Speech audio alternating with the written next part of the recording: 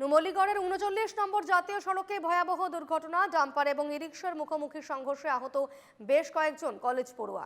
ঘটনাস্থলে পুলিশ উপস্থিত হয়ে আহতদের আশঙ্কাজনক অবস্থায় হাসপাতালে পাঠায়। শিক্ষক দিবসের অনুষ্ঠানে যাবার সময় দুর্ঘটনার কবলে পড়ে পড়ুয়ারা।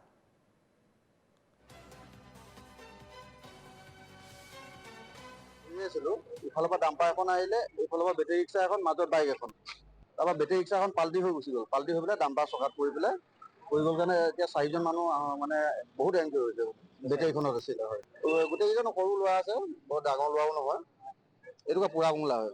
সাধাৰণ কথা, বেটেৰী ৰিক্সা সকলো নহয়, কিছুমান বেটেৰী ৰিক্সা লৈ পেলাই এনেকুৱা সৰু ল'ৰাক দি দিছে। সৰু ল'ৰাই নাই লাইচেন্স আছে, নাই কিবা আছে, একো চলাবও নাজানে। মালিকসকলক মই কৈছো, আপুনি বেটেৰী ৰিক্সা এখন লৈছে খাটাং, ভাল খবৰ, ভাল কৰিছে বেটেৰী ৰিক্সাখন লৈছে কাৰণে। কিন্তু ল'ৰা ড্ৰাইভাৰজনক চাই পেলাই আপোনালোকে দিয়াটো মানে যুক্তি ভাল হ'ব বুলি ভাবিছো আমাৰ ফালৰ পৰা। অপদত্ব বহুত বেছি হৈ গৈছে, বহুত দুৰ্ঘটনা হৈছে। সেইটো পুলিচ প্ৰশাসনে মানে চালি জোকাৰি চালে ভাল হ'ব আৰু।